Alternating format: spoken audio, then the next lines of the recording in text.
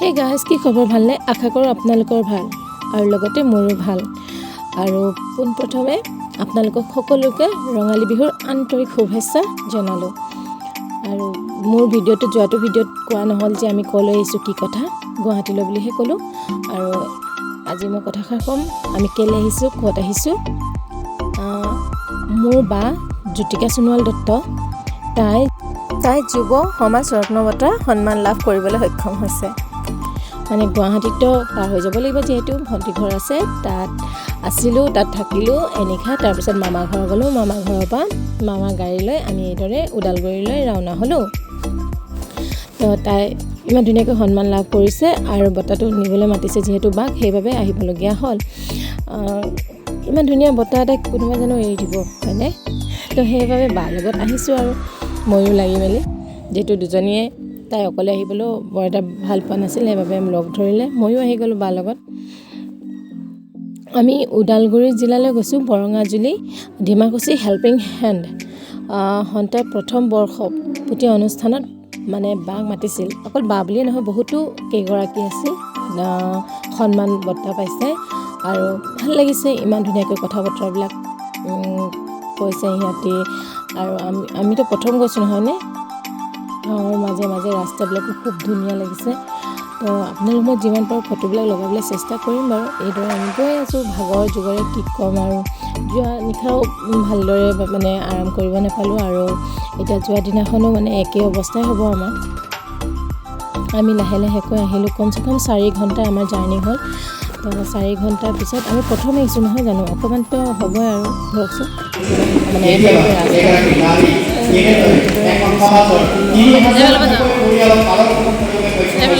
যি সময়ত নাৰী ৰামকৃষ্ণৰ মাজত, তাঁতশালৰ মাজত নিজৰ পৰিয়ালৰ মাজত আবদ্ধ কৰিবৰ কাৰণে সদায় অনুপ্ৰেৰণা কৰা হয়, হেঁচা প্ৰয়োগ কৰা হয়। তাৰ পৰা ওলাই আহি 3,000 গৰাকীকৈ ব্যক্তিক এই পৰিয়ালৰ পালন কৰা এগৰাকী মহিলা আপোনালোকৰ মাজত বৰ্তমান শোভন জ্যোতি সোণোৱাল দত্ত। এটা জোৰে হাত কৰি ডিব্ৰুগড়ৰ পৰা ইয়ালৈকে আহিছে এই মণ্ডল অঞ্চললৈ, শ্ৰীমন্ত শংকৰদেৱ বৰঙাজুলি অঞ্চললৈ যিগৰাকী ব্যক্তি ছত্ৰছায়াত আজি 3,000 টকাৰ পৰিয়াল পালন কৰি আছে। মই 1 মিনিট সময় বিৰতি লৈছোঁ।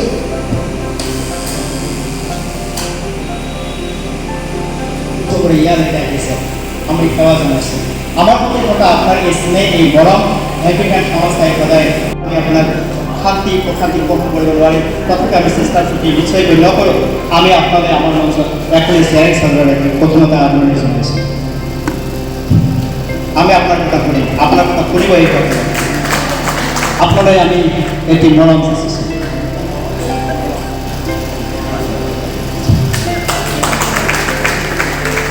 আমি আপনাদের এখনই সম্বর্ধনা পত্র যোগান করেছি।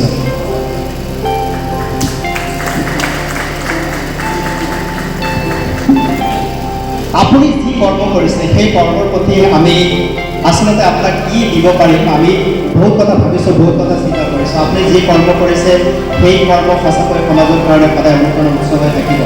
আপোনাৰ কথা যেতিয়া আমি শুনিলোঁ, আপোনাৰ লগত যেতিয়া মই ফোনযোগে বাৰ্তালাপ কৰিলোঁ, শাৰীৰিকভাৱে চাবৰ কাৰণে খুবেই ইচ্ছা আছে।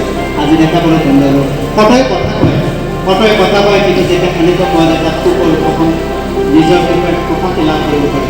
সঁচাকৈ আপোনাক আমি আজিৰ এই মঞ্চত এগৰাকী যুৱক, এগৰাকী মহিলা, আপুনি যিদৰে কৰ্ম কৰিছে কৰ্ম কৰি থাকক। আপোনালৈ আমাৰ এটা সৰু সন্মান যুৱ সমাজ ছাত্ৰ।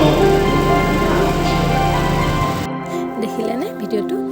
সৰুকৈ ক্লিপ এটা লোৱা আছিল, সেইবাবে দেখাব পাৰিলোঁ, আপোনালোকক ভাল লাগিছে। আৰু এইদৰে সন্মান পালে তাই, আমাৰো খুবেই ভাল লাগিছে। আৰু এইদৰে তেওঁলোকে লৈ আহিল ভাত খুৱাবলৈ, বেলেগ এখন হোটেলত লৈছে, অলপ দূৰ হয় বাৰু। আমাৰো লেট হৈছে, নাখায়ো এতিয়া থাকিব পৰা নাই, বহুত ভোক লাগিছে। ৰাতিপুৱাই যিহেতু ওলাই অহা, আমি গোটেই কেইগৰাকী ধুনীয়াকৈ খাই ল'লোঁ। তাৰপিছত আহি আছোঁ আৰু আকৌ ঘৰৰ মুখে। সিহঁতি মানে চান্স পালেই গ'ল হোৱা ধান্দাত, দেখিছেনে? একদম দুইজনী ধুনীয়াকৈ শুই লৈছে আৰু মইতো ক'ত শুব পাৰিম আৰু।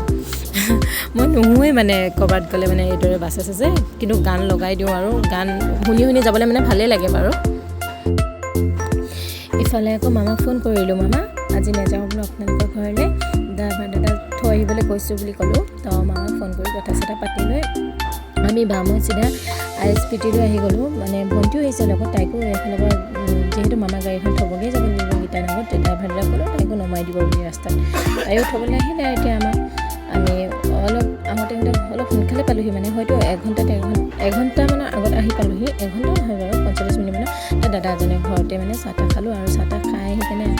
আমি আহি গ'লোঁ ইয়ালৈ তো ধুনীয়াকৈ বাঁহ ওপৰত উঠিলৈ দেখিছেনে আৰু চুপাৰখনো ইমান মৰম লগা দেখিবলৈ ধুনীয়া মৰম লগা ধুনীয়া তাৰপিছত তাই ধুনীয়াকৈ উঠি লৈছে তাই কৈছে মোক কাক দেখাইছোঁ কাক দেখাইছোঁ মই কাকো নাই দেখুওৱা বুলি কৈছোঁ তাৰপৰা এইদৰে আহিলোঁ আৰু আমিও তাক টিকেটটো কৰাইছিল বাৰু আগতে এইদৰে চুপাৰো এৰিলে আৰু আমিও ঘৰৰ অভিমুখে যাত্ৰা আৰম্ভ কৰিলোঁ আজিলৈ ভিডিঅ'টো ইমান আছিল যদি ভাল লাগিছে লাইক কমেণ্ট শ্বেয়াৰ কৰিব বুলি আশা থাকিল আৰু নতুনকৈ কোনোবা যদি মোৰ ভিডিঅ'টো চাইছে তেতিয়াহ'লে ছাবস্ক্ৰাইব কৰিবলৈ একদম নাপাহৰিব আপোনালোকৰ মৰমৰ হিয়া আজিলৈ বাই বাই